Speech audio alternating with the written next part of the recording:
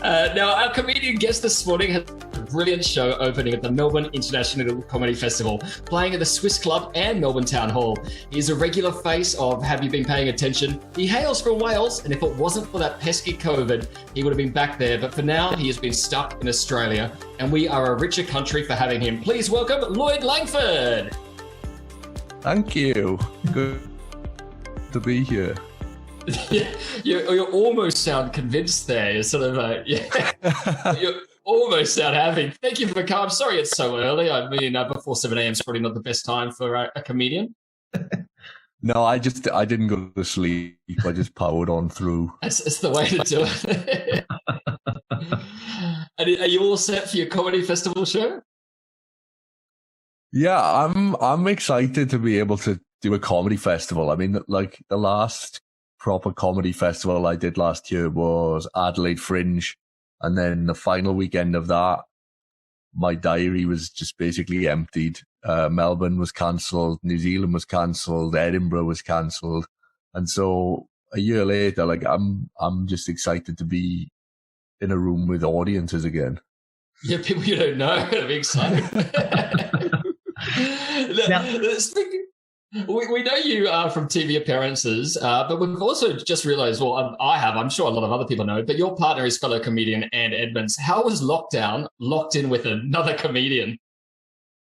Oh, it was intense. Yeah. Because we were in a 1-bedroom flat as well. Yeah, there was very little space. And, you know, at one point it was like illegal to leave the house. So was there more laughter? Or, was there more laughter or more tears in a 1-bedroom apartment? There was a lot of angry shouting. Has that made its way to the new show, Jazzed?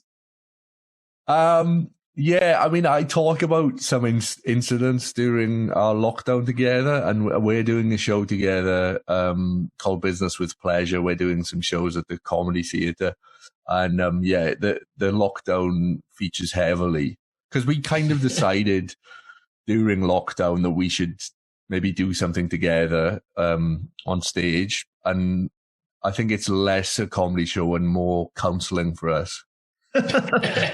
So we're invited in to see a bit of therapy happening. It's nice to have witnesses to arguments that were just between the two of us. Are you going to get the audience to choose sides and tell who was right and who was wrong? Well, the audience have the ability to ask us any question as well at the end of the show. They can pre-submit a question. So, the questions become pretty spicy. I bet. So where did the title Jazz come from? How did you guys come up with that name? During lockdown, we had a new fridge freezer delivered, and there was a lot of cardboard packaging, and I segregated the living room and created my own little jazz shed where I could just listen to jazz music and be on my own. In hindsight, in the cardboard box. Yeah, in the cardboard box. I put like a little window flap in it if I needed to talk to me. And then I was just in there just grooving away to jazz. I thought I had a lot of free time during lockdown, and so I foolishly decided I would try to listen to all recorded jazz. Perfect. Are you happy with the way you spent your time? It was a real cry for help. It's been heard, it's been listened to, and I'm sure we look forward to having it all vented. Now, we're going to play a quick game with you. It's called This or That. I'm going to start the timer, and you're going to have to answer as many this or that questions as you can in 60 seconds. Lloyd Langford, are you ready? Yes, I'm excited for a game. Oh, don't be. It's really anticlimactic. We'll just try and jazz it up with some music. Here we go. Let's put the music on. Your time starts now. How was surviving lockdown with your partner, Anne Edmonds? How was it? Yeah, how was it? I know we kind of just covered it, but... Oh, right. It was... It strengthened our relationship. Very diplomatic answer. I like it. Comedy clubs or theatres? Oh, I'll take anything at the moment. I mean, I'm cracking gags at the tram stop. Like,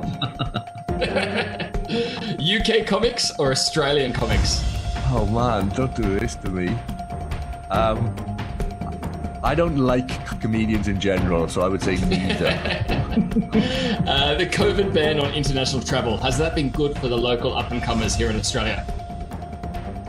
Undoubtedly, I think. Yeah, I think the more Australian comics are getting stage time, which can only be a good thing. Not necessarily for my career, but for them. Other than yours, what's another show you can recommend? Oh, I would recommend Greg Larson is doing the show about being on the dole, and I'm desperate to see it. I wanted to see it. I've been waiting over a year to see it, so go and see that. Who's the grumpiest off camera, Sam Pang or Marty Sheargold? I bumped into Marty Sheargold in the CBD the other night, and he was very friendly and happy, though alcohol may have been a factor in that. A bit of Dutch courage. And finally, should people get tickets to see Lloyd Langford jazzed? Oh no, I mean, not if they don't want to. Like, it's absolutely, if you don't want to come along, then I will bear no grudge. There's loads of great stuff on at the festival. Go and see someone else.